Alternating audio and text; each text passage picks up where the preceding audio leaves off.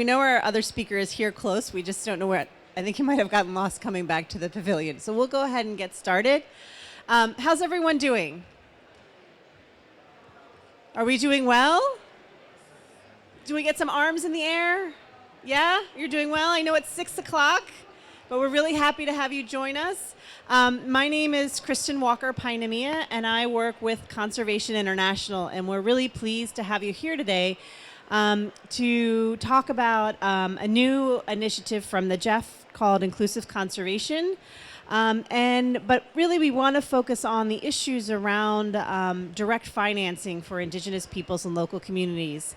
And we have a huge opportunity here with the GEF and this new initiative that they've put through their 7th replenishment to support Indigenous peoples and that direct access mechanism. So today what we'll do is we'll talk a little bit about those resources, what has to happen, what are some of the issues that Indigenous peoples face in terms of the delivery. Is there not translation? Can I hear it? ¿Tienen traducción? Okay. The volume of the translation is very low for people to hear. Okay. So we're going to talk about some of these issues related to financing, related to supporting Indigenous-led initiatives, and how we move forward. But first I want to start off with an intervention from Onel Masardule, who is co-chair of the Facilitative Working Group. Primero quiero comenzar con Onel Masardule, quien es el copresidente del Grupo de Trabajo de Pueblos Indígenas sobre Conocimiento Tradicional. Quiere que él me da su perspectiva del tema del rol de pueblos indígenas en cambio climático y biodiversidad y el tema de acceso directo de financiamiento. ¿Qué son las prioridades? ¿Qué son las necesidades de transformación? ¿Onel? Sí, muchas gracias, Kristen. Le agradezco la oportunidad de que me brindan para compartir un momento con ustedes. Esto es un placer para mí. Yo soy Onel Masardule, como lo dijo Kristen, del pueblo Cuna de Panamá. Bueno, el tema del rol de los pueblos indígenas en contribuir a buscar alternativas de solución frente al problema del cambio climático es muy reconocido. Si nosotros hacemos un análisis de los territorios indígenas y los territorios ocupados por los pueblos indígenas, con toda la seguridad veremos que hay bosque. El 80, el 70% de los bosques todavía se conservan. Nosotros sabemos que para hacer frente al cambio climático es importante los bosques. Y eso indica ya que la gobernanza de gestión colectiva de los recursos forestales de los pueblos indígenas es muy válido, ¿ya? Y esto contribuye enormemente, facilita el trabajo a los países desarrollados. Sin embargo, pero esa contribución no está valorizado en su justa dimensión, ¿ya? Porque todavía no se le reconoce esos derechos que tiene sobre sus bosques, sobre su territorio en muchos países. De igual manera, no hay oportunidad de tener acceso directo para los pueblos indígenas para seguir practicando su gestión sobre los bosques, para poder mantener sus conocimientos indígenas, su gobernanza en sus territorios. No lo hay, ¿ya? Lamentablemente es el reto más grande que tenemos los pueblos indígenas, acceder a esos recursos que tanto miles de millones se habla que se va a invertir, ¿ya? Yo creo que también indica esto, que los pueblos indígenas tenemos que prepararnos, capacitarnos en el manejo administrativo de esos recursos, ¿ya? Los planes de vida de cada país, de cada pueblo indígena existen, ¿ya? Lo que nos falta es esos recursos para implementar, para seguir aportando, ¿ya?, en temas de la resiliencia, porque no hay más otro pueblo que tenga experiencia sobre la resiliencia frente a los cambios. ¿Ya? Resiliencia en el cambio climático, ¿ya? El uso sustentable de los recursos naturales en nuestros territorios. ¿Ya? Pero vuelvo a repetir, nos falta que las partes, nos falta que las instituciones, las organizaciones filantrópicas realmente valorice ese aporte, ¿ya? Dándole oportunidad de acceder a los recursos. Entonces yo creo que también hay iniciativas de los pueblos indígenas en diferentes regiones de Asia, de África, de Abya-Yala es Latinoamérica. ¿Ya? En caso de nosotros ya tenemos una propuesta de qué recursos queremos, para qué tenemos, el objetivo de esos recursos. ¿Ya? Los ejes principales de esos recursos, como el cambio climático, área protegida y biodiversidad. Los conocimientos indígenas tienen que ser transversales. El rol de las mujeres y de la juventud tiene que ser transversal en todos los trabajos que se realizan. Este mecanismo yo creo que nos falta sentarnos con los donantes, sentarnos con los gobiernos, presentar esos planes que tenemos, estas estrategias de financiamiento. Porque nosotros sabemos, si no tenemos esa estrategia, tampoco no podemos acceder. ¿Ya? Cuando se habla del Fondo Verde, sabemos las limitaciones que hay para los pueblos indígenas a acceder a esos recursos. ¿Sí? Entonces yo creo que hay que ser flexibles, hay que ser innovadores, ¿ya? Porque la capacidad de los pueblos indígenas ha sido demostrado. ¿Ya? Para concluir, les quiero traer un ejemplo que recientemente en el programa de FCPF del Banco Mundial, los recursos fueron directos con los pueblos indígenas. Y los resultados es tangibles, se le puede ver. Uno puede pedir reporte al Banco Mundial, al programa FCPF, cómo se invirtieron esos recursos. Yo creo que no hay ni una queja. Significa que los 5 millones aproximadamente que manejó los pueblos indígenas ha dado los resultados. Entonces son ejemplos que animo a los gobiernos, animo a las organizaciones donantes que tomen en cuenta mucho la demanda, la propuesta de los pueblos indígenas. Nuestra propuesta no solamente es política, nuestra propuesta también hay trabajos técnicos en nuestra área. Hay resultados concretos en nuestra área sobre el tema de la resiliencia, el tema de la adaptación. Ni se diga de la mitigación, porque la mitigación es esencial los bosques y tenemos nuestro bosque en nuestro territorio. Rápidamente le quería compartir esa visión, ese reto que tenemos las dos partes, todos los actores de la humanidad que vivimos en ese planeta, pequeño planeta llamado Tierra, que nos afecta a todos. Es un reto que todos tenemos que sentar en una mesa, porque si no se valoriza el aporte de los pueblos indígenas, podemos hablar de miles y todavía no va a llegar a lo que realmente aportan en el problema del cambio climático. Gracias. Thanks, Sonel. I think you've made some really good points. I think we've heard the argument. We know that $1.7 billion have been committed to Indigenous peoples and local communities. We know that there are some tangible examples of those resources going directly, but there's not enough.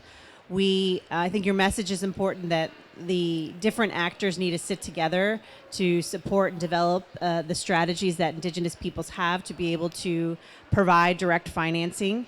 And it's important to keep these dialogues going and to innovate around financing. So here today, we're sitting in the GEF and the GCF Pavilion, and we're here with the GEF. So I'm going to turn to Jason Spenceley, who's with the GEF, the Global Environmental Facility, to talk a little bit about the GEF's approach to working with Indigenous peoples and this new initiative we're talking about today. Gracias. Merci. Buenas noches. Bonsoir. It's really a pleasure to have you in the GEF-GCF Pavilion. Thank you for joining us. Please think of this as your house, as long as it's our house for the next 10 days or the next week of the COP. It's really a pleasure to be with you. I'm representing the Global Environment Facility. Carlos Manuel Rodriguez, the CEO and chairperson of the GEF, would like to be with us tonight, but he's not in Egypt yet.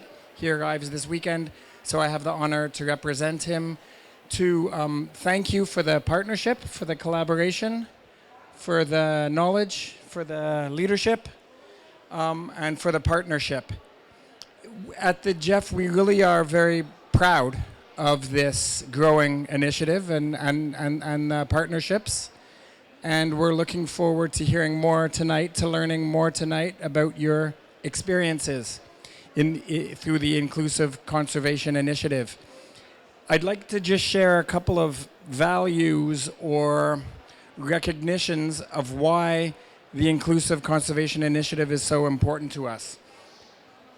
Indigenous peoples and local communities are stewards of 1/3 of the world's most important places for climate and biodiversity, and are at the front lines, as you know, are at the front lines of the impacts of a broken climate. At the same time, Indigenous peoples manage almost 1/4 of the world's climate-changing carbon. I think we can say that there is no net zero. I'd say that there is no climate resilience without Indigenous peoples and local communities, your knowledge, your experience, your leadership. And at the same time, I find it quite paradoxical that less than 1% of climate finance, less than 1%, goes to Indigenous peoples and local communities combined. So enter the Inclusive Conservation Initiative. And this is one initiative, and we need many more of them, but I think is a moment to focus on this one. It's an initiative that in GEF-7, which means the last 4 years of GEF, which ran from 2018 to 2022, has been provided $25 million of GEF resources to local action, to Indigenous peoples and local communities. And we're very proud that in the next 4 years, we will go deeper together. And there is programmed or dedicated or planned an additional $25 million to continue for the Inclusive Conservation Initiative. And there's a couple of reasons why, in particular, why I'm proud of it. One is how it's pioneered ways to provide more direct access to Indigenous peoples, local communities, and immediate support organizations. That's one. And the other is the results, if I can be frank, the impacts, and the growing partnership. But we want to learn more about it. We want to hear more. And but I'd also like to say that the GEF doesn't just support the Inclusive Conservation Initiative. The majority of GEF projects have at least some component in some way involvement of Indigenous peoples in various ways. And this particular initiative, let's say, is a deep dive. So I'll pause there, and I'm looking forward to the rest of the session. Sure. Well, great. So I think it's time to dive deeper. So Conservation International and IUCN are co-implementing agencies of this GEF Inclusive Conservation Initiative and working in partnership with Indigenous organizations. So I'm going to pass the baton over to Luis Barquin to talk about what is it and what is it going to do. So Luis, I'll pass it to you. Thank you, and thanks for joining us. Thank you also, Jason, for sharing with us also how GEF is building this partnership and how also is taking into account the advice and the request of Indigenous peoples and local communities to building windows of access for finance, climate and biodiversity. Something so important, and that now we're going to give a brief overview of how this initiative is starting with GEF-7 in partnership between Conservation International and IUCN as co-implementing agencies. If we could go to the next slide, please. So ITI is organized in 4 main components. The first component consists of initiatives led by Indigenous peoples and local communities, and are models governed and implemented by IPLC organizations. This first component is a core component of this initiative, where 80% of the resources will go directly to IPLC organizations. And it's going to be also a learning by doing model to understand meet those GEF requirements, but at the same time demonstrate with evidence how IPLC-led models can and contribute actively to the goals of the GEF and also contribute to global environmental benefits. But this is also a two-way street. It's going to be a learning model for also implementing agencies, for donors, and for the whole community working and striving to move forward this agenda. Also, we have a global set of components, which is components 2, 3, and 4. Component 2 is focused on capacity development, a component that is focused on learning exchanges, capacity building, training, and also building a community of practice of experts, and also all the evidence and lessons learned of what's emerging out of these initiatives on the ground. In the third component, it's going to be focused on leadership in international environmental policy. This is going to be very important to bring all these initiatives that are on the ground, demonstrate with results and also evidence to bring it up of what's going on and what's happening in these areas with decision making at the international level in policy and in the Rio Conventions. How could we land all these decisions to the ground, but also at the ground, how could inform better decision and policy making at the international level, not only in climate, but also in biodiversity and all Rio Conventions. Also, through a set of fellows to start opening and also opportunities of fellowships for indigenous leaders to start engaging actively in these arenas, contribute also in the delegation and decision making, and last but not least, open areas of strategic engagements to keep making incidents in the areas where inclusive conservation will demonstrate with results how access to direct finance works. And last but not least is the fourth component, which is a knowledge. This component of knowledge to action is going to help us document and share lessons learned.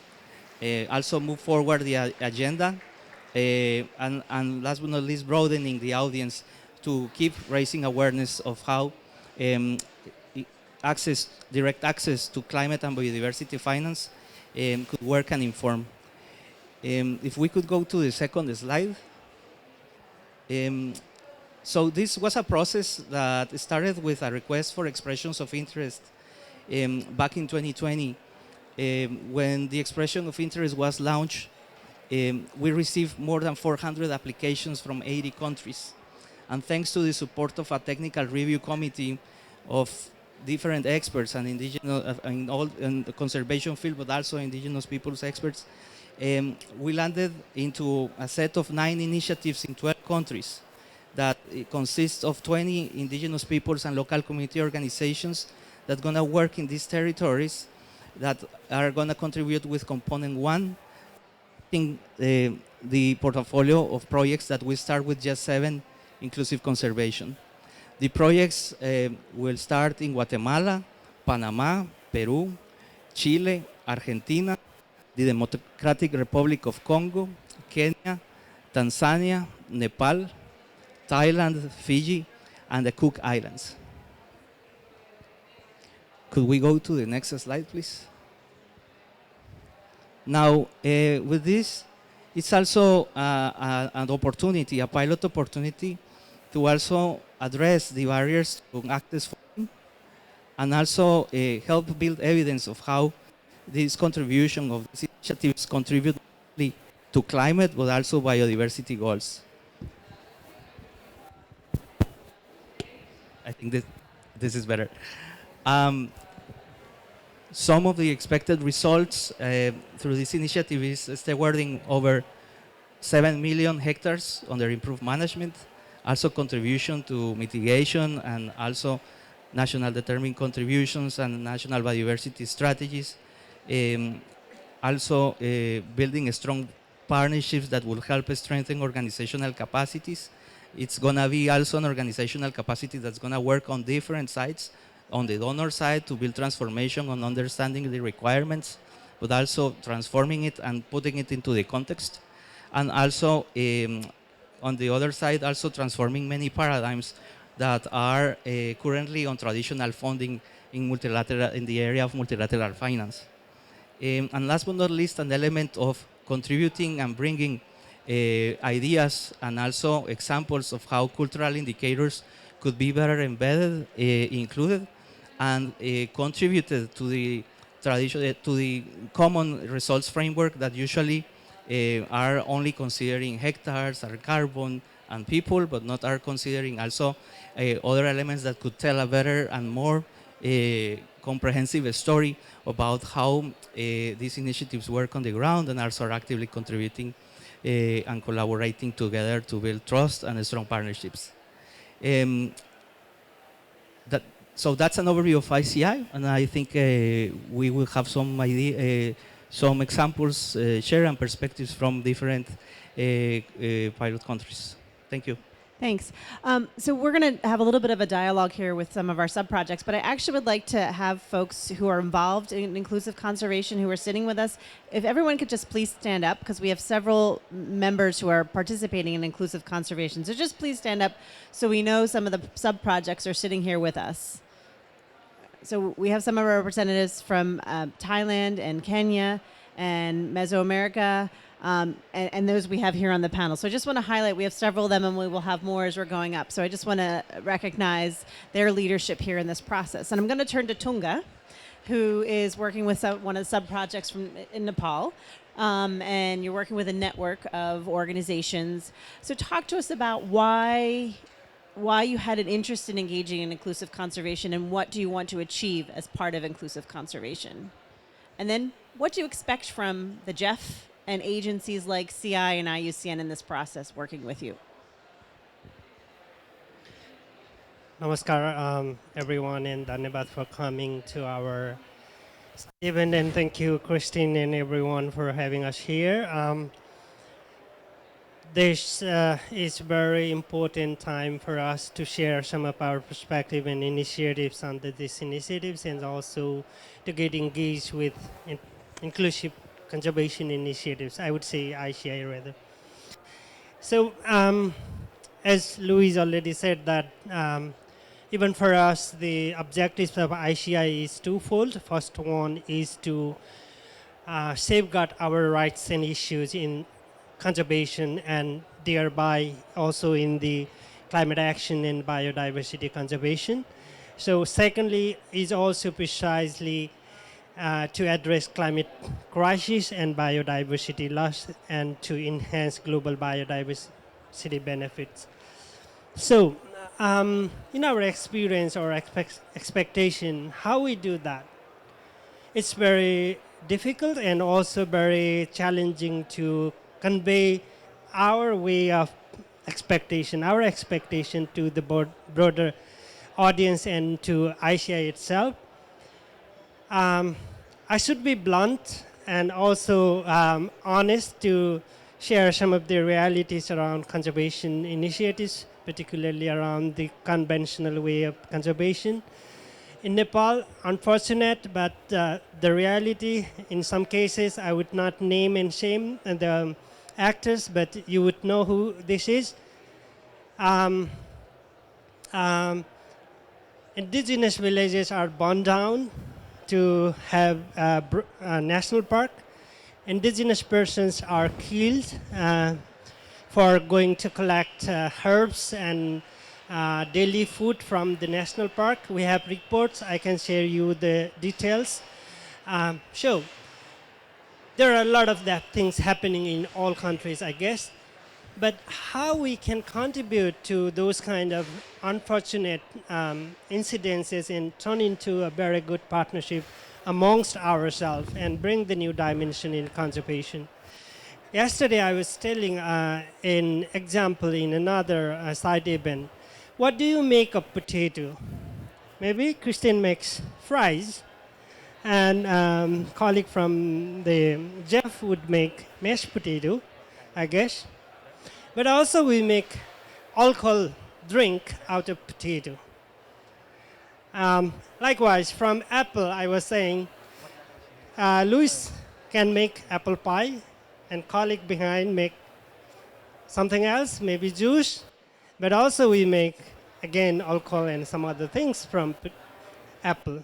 So there are distinct sciences behind every single thing. Now, and also I was telling a story, how you look tiger within the national park, within the conservation area, bear and the dogs at your home. In our community, in my Rai community, it's a strong belief that the bears are our elder brothers, tigers are our second elder brothers, human beings are the middle brother, and the dogs are the youngest brothers in our family. That's the worldview, that's the value. So, you know, all of these values, all of these things exist in common space. That is land or territory, water body or mountain or, you know, whatever. So that's why everything exists. Conservation is also there, climate action is also there, global biodiversity benefit, enhance initiatives, all there. But through the ICI, we would like to bring those distinctive values into the conservation initiatives, these distinct sciences into the conservation dialogue and initiatives. How we do that? I will tell you. Under this sub-project, we're trying to bring village chiefs, customary institutions, and values engaged together with the government, together with Annapurna Conservation Area projects.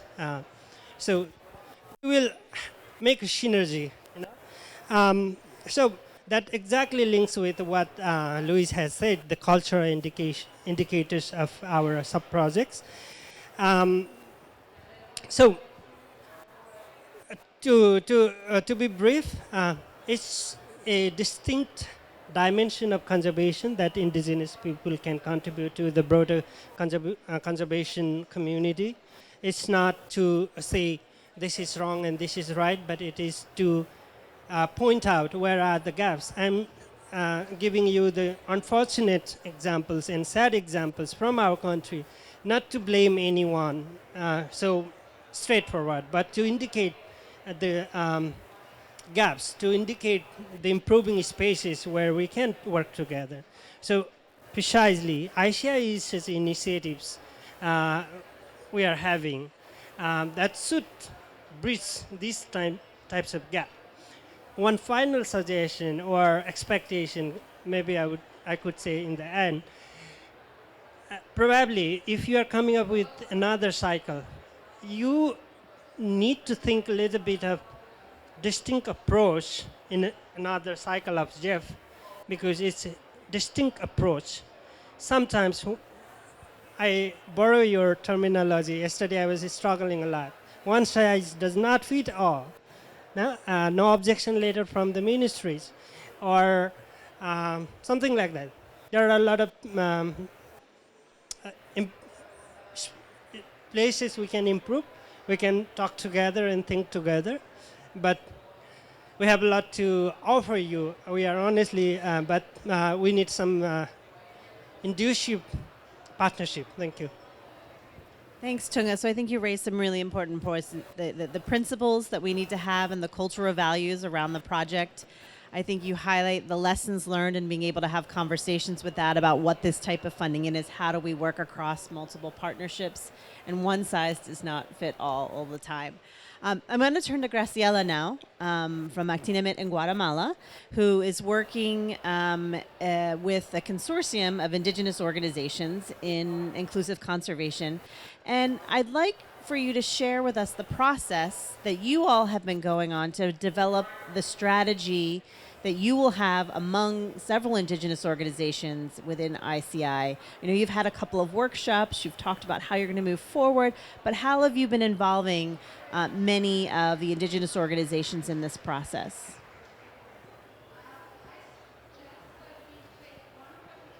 Voy a quitar esto. Bueno, buenas noches o buenas tardes. Muchas gracias, Kristen, por la invitación y también acá. Qué interesante estar compartiendo nuestra experiencia de trabajo también con el GEF. Creo que ahora realmente pues ante los efectos que estamos sufriendo del cambio climático, yo vengo de Guatemala, entonces realmente la ciencia nos dice que esto ya no se puede detener. Entonces para nosotros pues es bastante importante trabajar de manera muy unida, estableciendo diferentes alianzas estratégicas, consorcios principalmente para realizar gestiones para poder trabajar de manera conjunta. Entonces, en nuestra experiencia y a través también del apoyo de diferentes organizaciones, pero concretamente de la UICN y del CI, estamos trabajando en un consorcio. Ya hemos establecido un consorcio, y este consorcio, ¿cómo lo hemos conformado? Principalmente con la participación de organizaciones indígenas en Guatemala. Entonces, en Guatemala también tenemos organizaciones indígenas con diferentes capacidades, tanto técnicas como administrativa, organizaciones indígenas con bastante trayectoria de trabajo en nuestro país, así como también este consorcio, pues está participando Panamá, acá nuestro hermano Bonel está trabajando en este consorcio.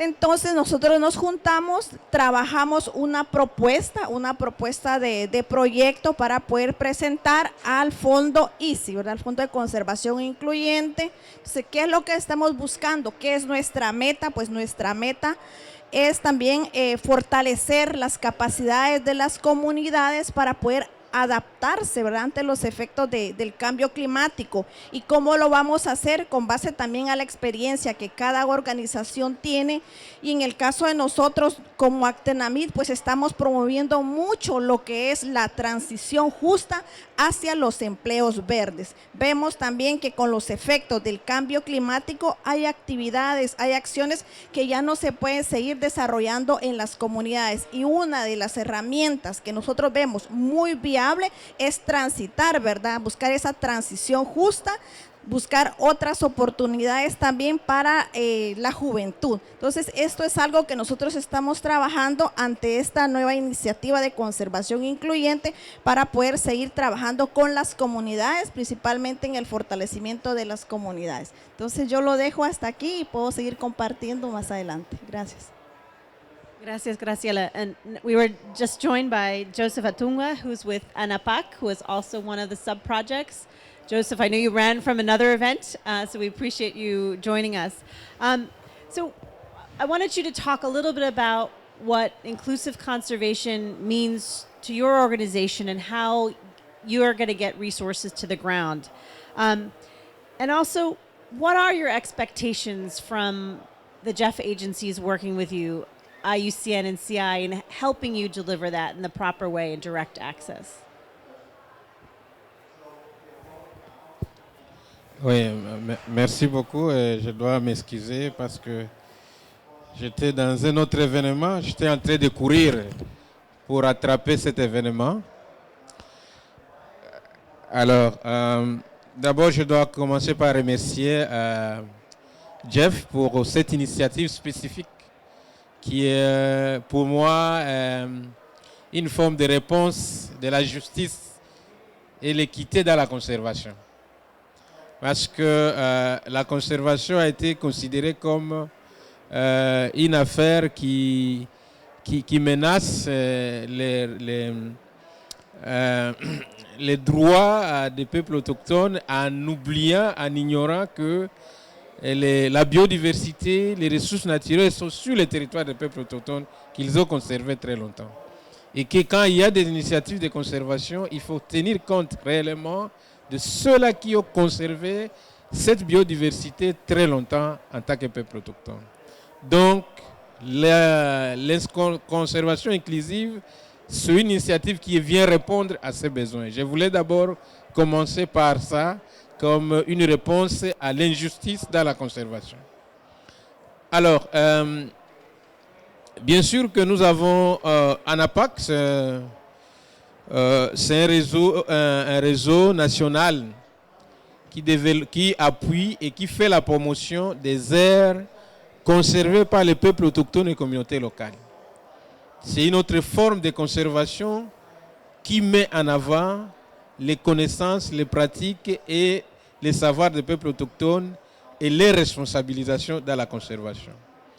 Nous sommes au niveau de la République démocratique du Congo et jusqu'à présent, nous travaillons avec les communautés qui ont des aires conservées par elles-mêmes avec de règles traditionnelles.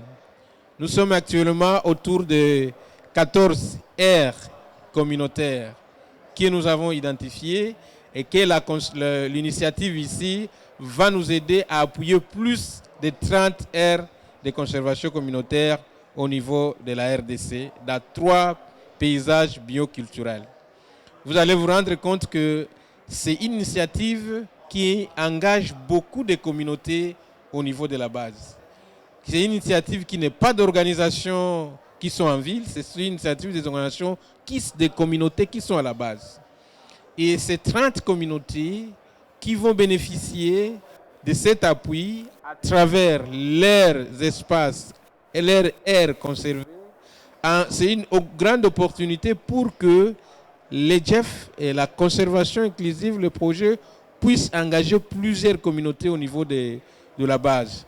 Et cela donne la possibilité à ces communautés de pouvoir bénéficier directement de ces soutiens pour qu'ils continuent à gérer ces aires de conservation communautaire. À l'étape actuelle, nous sommes en train de développer la stratégie d'impact de ce projet. Et je crois que nous avons eu à commencer à consulter les différentes parties prenantes qui vont faire partie du processus. Je voulais aussi noter que c'est une initiative qui a reçu un appui stratégique et technique de la direction, de la division de la biodiversité de notre ministère de l'Environnement, parce que la stratégie nationale sur la biodiversité compte aussi comptabiliser la conservation de la biodiversité à travers les initiatives et les aires conservées par les peuples autochtones et les communautés locales au-delà des aires protégées. Et ça, c'est un élément important que je voulais préciser dans ce sens. Et que je crois que c'est une initiative et cette opportunité, avec ces moyens, à travers les différentes communautés qui sont à la base, qui nous seront engagés dans ce processus, vont plus bénéficier de cet appui.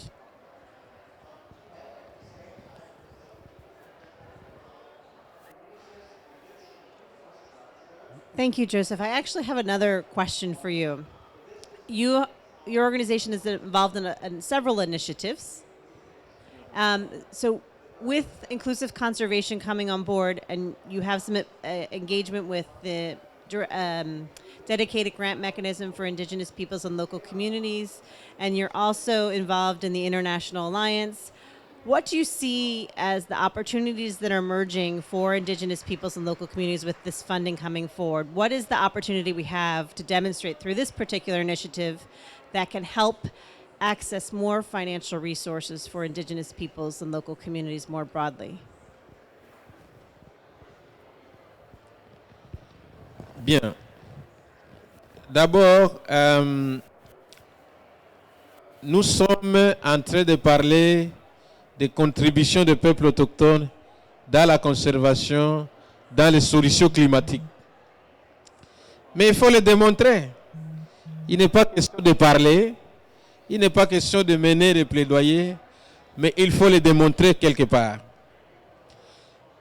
Et l'initiative de conservation inclusive va permettre aux communautés de démarquer leurs espaces, de cartographier les espaces, de documenter leurs espaces, de comptabiliser les potentiels naturels et culturels dans la zone,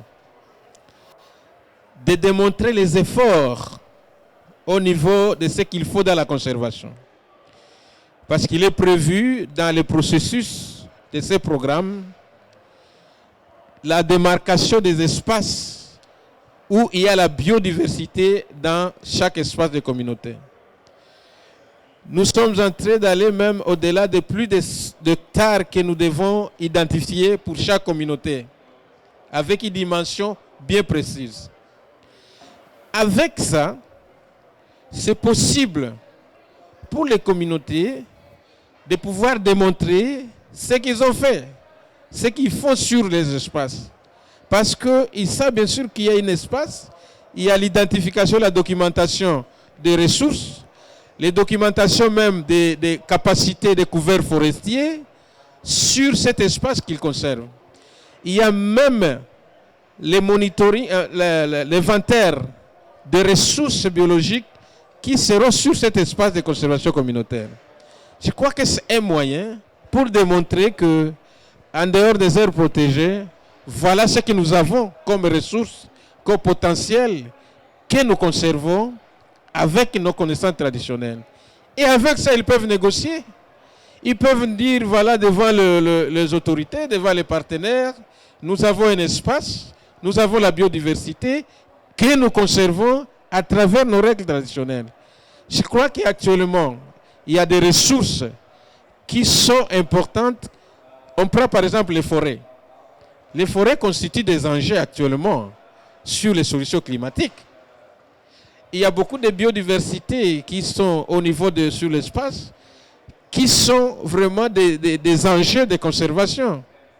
Si la communauté internationale, si les fonds de conservation vont dans les aires protégées, pourquoi ne pas aussi orienter ces fonds de conservation dans les espaces que les communautés sont en train de conserver? Nous avons vu des millions de dollars, des millions de fonds orientés vers les aires protégées de l'État. Mais pourquoi ne pas orienter ça vers les aires communautaires? C'est une opportunité. Et je crois que l'initiative de conservation inclusive donnera la capacité aux communautés de pouvoir démontrer, de pouvoir identifier les espaces et les potentiels naturels qui peuvent montrer aux... Aujourd'hui, la nature devient une solution climatique. Donc les solutions basées sur la nature. Et la nature, c'est sur ces espaces communautaires. Et je crois que les communautés peuvent aller devant les négociations avec ça. Et c'est ce qui manquait. On pouvait parler dans des discours, on fait des plaidoyers au niveau des discours ici, c'est bien. Mais c'est très important d'avoir des activités de terrain où les communautés peuvent démontrer les potentiels de leurs espaces qu'ils conservent. Et ça, l'initiative inclusive va donner aux communautés cette capacité et ces possibilités pour engager aussi des dialogues et bénéficier de tous les moyens de conservation qui sont là. Ce n'est pas seulement les aires protégées, il y a les aires communautaires qui sont là. Je crois que ce serait une grande opportunité si vraiment les projets, comme on va les mettre en œuvre, de donner la capacité aux communautés de pouvoir démontrer ce qu'ils font et engager des dialogues et profiter des opportunités financières.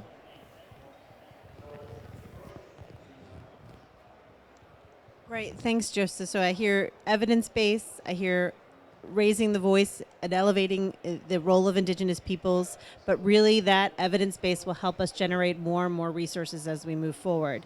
I want to turn to Onel. Onel, just want to make sure you're still with us. I know it's been a long day.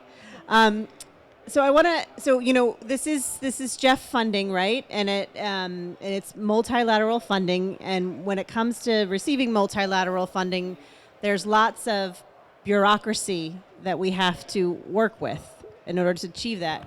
And as you are involved in inclusive conservation through the Mesoamerican project, it would be good to hear from your perspective how have the discussions been across the sub-projects about looking at the social and environmental safeguards, thinking about the finance issues, how to monitor. I know it's sometimes, and you are a big champion of environmental and social safeguards, especially for Indigenous peoples, but at the same time, you are also now confronted with having to respond to the GEF safeguards for projects that are from Indigenous peoples. So how has that discussion been going, and how do you think, what needs to happen to adjust and change, and how do we need to respond to this? And what are your thoughts on that thinking? Sí, en primer lugar, yo creo que lo más importante es que las organizaciones que están involucradas en el proyecto de Mesoamérica, esas organizaciones que compartimos la misma visión, compartimos la misma preocupación, las mismas aspiraciones como pueblos indígenas. Uno de los retos que buscamos allí pensamos de que los fondos que vamos a recibir de ICI, de conservación incluyente, debe ser una semilla, porque la idea que tenemos que los fondos deben ser sostenibles. Es el reto que hay, la sostenibilidad, porque generalmente lo que se estila, se da los fondos, se acaban los fondos, entonces hay que buscar de nuevo los fondos para continuar. La idea es que este apoyo sea de como semilla y nosotros buscar otros donantes que puedan apoyar esa iniciativa. Este en primer lugar. El segundo punto, en el tema de salvaguarda, yo soy de lo fiel defensor de que se debe cumplir la salvaguarda. Pero no solamente de parte de los donantes o de parte de los gobiernos e instituciones. También somos parte del proceso que tenemos que cumplir esa salvaguarda, ¿ya? Tenemos que ser, primero dar el ejemplo en cumplir la salvaguarda de nuestro pueblo. Porque muchas veces tenemos la idea que como somos indígenas, no necesariamente tenemos que cumplir las salvaguardas. No, yo soy de la opinión que no, nosotros tenemos que cumplir primero para exigir a los donantes, a las instituciones, cumplir esa salvaguarda. Entonces, esto es una cuestión que esto nos lleva de que el proyecto tiene que ser un proyecto participativo, donde la propuesta real, la aspiración real, sean de las mismas comunidades, que solamente nosotros como organización somos facilitadores de captar el mensaje de ellos y plasmarlo en el proyecto, ¿ya? Eso es lo que hicimos nosotros. En la nota de concepto que enviamos son aspiraciones de las comunidades, ¿ya? Entonces vamos a lo que es el consentimiento libre previo informado. De igual manera, el consentimiento libre previo informado debe ser cumplido por nosotros. Esto ha sido un norte para nosotros, una cosa importante. En la preparación del proyecto final, una de las exigencias nuestras también es que las comunidades nos digan si la propuesta final que vamos a enviar realmente ya cubre sus aspiraciones o realmente también cumplimos con el proceso del consentimiento previo informado. Es decir, que la comunidad nos dé el aval, decir, sí, yo conozco ese proyecto tiene la propuesta que queremos, tiene, por lo menos cubre la expectativa que tenemos de ese proyecto y que esta organización que nos facilita tiene el aval de la comunidad. Esto es importante porque eso nos institucionaliza, nos da un respaldo político, nos da una seguridad ante el donante de que ese proceso se está llevando bien y cuando se implemente es más fácil, porque la experiencia nos indica cuando las comunidades no tienen esa participación activa, muchas veces tenemos dificultades en la implementación, porque la comunidad tiene otra visión. Piensan que los fondos van a llegar mañana y se puede invertir en cualquier cosa, ¿ya? Pero si ellos participan, ya saben para qué viene ese proyecto o esos fondos y cómo va a ser el proceso de recibir los fondos y cómo se debe justificar el uso de ese fondo. Yo creo que, como yo le dije al inicio de mi intervención anterior, que es un reto para nosotros como pueblos indígenas demostrar a estos tipos de iniciativas que realmente estamos capacitados para implementar esos proyectos y tener los resultados. Porque si nosotros vamos a tener algún problema, que una comunidad diga, no, yo no sé qué es lo que están haciendo, si ellos solo lo hicieron, entonces estaríamos también poniendo en riesgo de futuras acciones de fondos, no solamente del GEF, sino de otras instituciones que también, ¿ya? Yo sé que esta iniciativa de conservación incluyente es un logro de los pueblos indígenas, junto con el GEF, por la demanda que finalmente nos escucharon los gobiernos decir, hay que tener un fondo propio. Y hay otra iniciativa, ahora el Banco Mundial también va a empezar con la iniciativa Enable, con el apoyo del gobierno alemán a otro fondo, ¿ya? Entonces, estos son fondos que nos van a dar seguridad. Los resultados que obtengamos, el proceso transparente que implementamos, el apoyo que tengamos de los pueblos, de las comunidades que son directamente los beneficiarios, ¿ya? Y la aplicación del proceso del consentimiento libre e informado y de la salvaguarda, eso nos va a dar un valor, un plus para aspirar otros fondos que se vaya creando en el futuro. Entonces yo creo que no solamente es recibir los fondos, es un reto para nosotros también. Y como yo le dije, estos fondos deben ser sostenibles. Yo sueño que mi pueblo no piense, que mi comunidad no piense, dentro de 3 años, 4 años termine ese fondo de conservación incluyente. ¿Qué vamos a hacer de nuevo? Tenemos que buscar otro lado.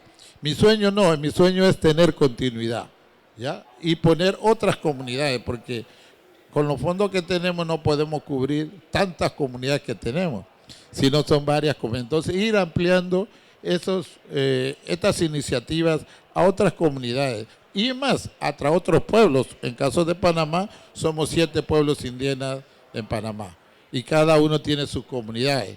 Imagínense la necesidad que hay. Entonces, para nosotros somos, como le dije, semilla que se va a germinar para que otros pueblos puedan cosechar, otras comunidades pueden. Entonces, esto es un reto grande, no solamente es que este proyecto ya está, hay que implementar, no. Hay cosas más allá de ese proyecto. Y por último, un sabio cuna me decía, no es la cantidad de fondos que uno reciba, ¿ya? Lo importante es cómo utilizar los fondos que recibe, ya sea pequeña, mediano o grande. ¿Cómo lo vas a usar? Y ahí está el éxito de la inversión, el éxito de un proyecto. No está en el éxito de pensar que me entreguen 10 millones. No, inicie primero con fondo pequeño y luego vaya germinando esa semilla y lograrás otro más de esos fondos. Esto es un sabio que me decía una vez conversando con ellos. Ya, porque yo le hablaba, tenemos que buscar millones. Me dice, no, un momento, Nel, no piense así. Pensemos en lo pequeño a lo grande. No pensar grande y pequeño, no. Es al revés, pequeño a lo grande. Muchas gracias. Thanks, Sonel. I think you make some great points, and I think part of this project is an initiative is learning by doing. You are all learning by doing and innovating in different ways. Conservation International and IUCN are also learning by doing in terms of our agency roles. And I guess I want to turn this back to the GEF. And I think part of it is Onel said that they should apply the environmental and social safeguards. But I think at the same time, we want to be learning and we want to be saying, does this really work for communities in this way? And I guess the question is the GEF open to listening to what innovation comes out of these projects and how to adjust that in terms of looking at the context of Indigenous peoples and applications? You may not be able to answer everything, but I think the whole point is the innovation. We have to be. I think we all have to face the fact that the climate is changing, the way, and that's driving changes in our lives, that's driving changes in how we manage our ecosystems, what our ecosystems look like. They're constantly changing, so the strategies need to change. And by extension, the way we manage, we need to evolve as a community in terms of how we manage financial resources for conservation, for climate action. The way we need to evolve our approaches for getting finance on the ground. Again, less than 1% of all of climate finance goes directly to Indigenous peoples and local communities, and who's on the front lines of feeling the impacts and driving the solutions. So we need to evolve. We need to evolve, if I can say, as a community. I mean, as a climate finance ecosystem, a biodiversity finance ecosystem. So yes, we need to evolve. We need to learn. We need to learn what works. We need to learn from our failures. We need to be okay to fail or recognize when we fail. And I don't know if the word is celebrate, but at least share that so that we can learn from it. So absolutely, and we need to do our best to put in place the flexibility to be able to learn and adapt and fail and hopefully succeed sometimes. So before we close, I want to turn to Graciela. I think, one of the strong issues across the Inclusive Conservation Initiative is the issues of women and the voice of women and their role in conservation, but also that of youth. So I thought maybe you would provide us with some closing thoughts on the importance of women and youth in the context of conservation overall in your communities, but also how they would be reflected in this project.